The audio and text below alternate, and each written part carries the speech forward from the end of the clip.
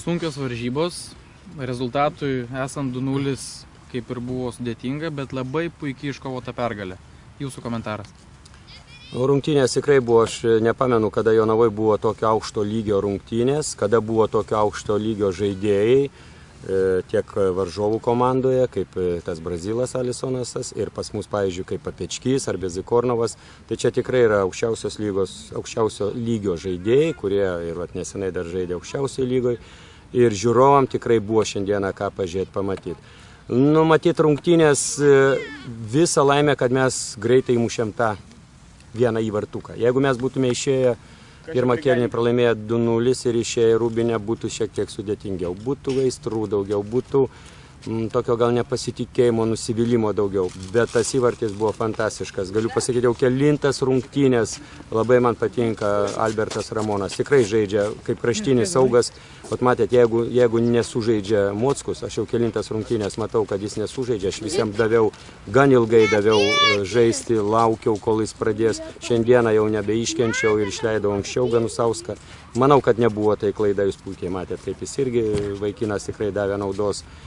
Žaidė ir praėjimų tų padarė ir tikrai, skaitau, kad keitimas kai kurios labai nustebino, bet jisai buvo naudingas. Tai va, tas įvartis laiku įmuštas, mums suteikė jėgų, mes jau mes jau muštinę kartą ir pralaiminėjom su Granitu ir dabar jau mes praleidę įvarčius nebeįsigastam, pradedam žaisti toliau savo futbolą, vidutinį trumpą pasą visai neblogai. Viskas neblogai gaunasi ir mes tikrai jau dabar nebebijom ir pralaiminėti. Treneri, pats esat jonavietis, ar malonu atstovauti Jonavai ir atnešti tokias šaunias pergalės?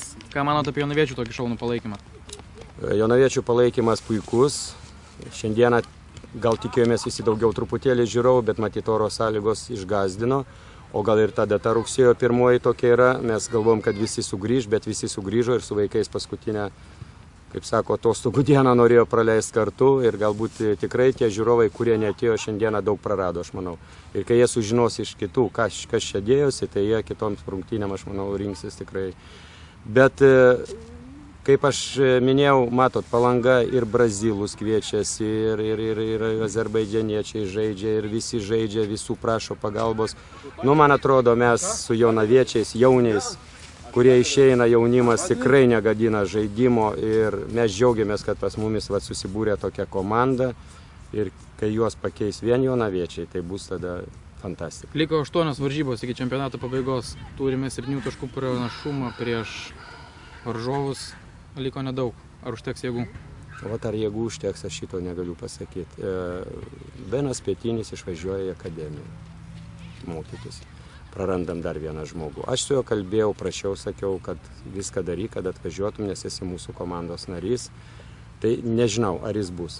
Dabar, kaip matote, jau šiandieną 4 kortelę pas Papečkį. Sekančias rungtynės praleidžia. Stanevičius Vytukas traumuotas. Dar vienas rungtynės negali žaisti. Ir su Polonija sudėtis, labai sudėtis išsimaišo ir tikrai negaliu pasakyti, nežinau, kas tikrai galės žaisti, o dar savaitę laukia ir per treniruotės visko atsitinka ir žmonės susirgt gali. Tikrai nežinau, esame labai vaikščiom, kaip sako, peilio ašmenim, kadangi labai trumpas suolelis. Linkime treneriai, kad užtektų jėgų ir tikimės pozityvaus rezultato kitą savaitę. Dėkoju, stengsimės. Ačiū. Puikus 2 įvarčiai, pergalė Jonavai, kaip jaučiatės? Labai pakiliai, labai sunkios varžybos buvo, parodėm charakterį ir pasiekėm pergalę. Ar malonu, kai renkasi beveik pilnas stadionas palaikyti? Malonu, tai dėl to ir laimim taip. Labai gražus įvarčiai, dar kartą sveikinam. Laurinai, pergalingas įvartis, vienas prieš vartininką, vartininkas nuginkluotas. Kaip jaučiatės? Puikiai jaučiuosi, žiūrovų susirinko daug, dėkoju jam dar kartą, kaip ir anąkart. Puiku, pergalė mūsų, 3 taškai. Pats esi jonavietis, ar malonu matyti tiek daug tave palaikančių sirgalių, tave ir visą komandą? Taip, malonu, be abejo. Sveikinam su pergalė, linkime siekti čempionų titulo. Dėkui.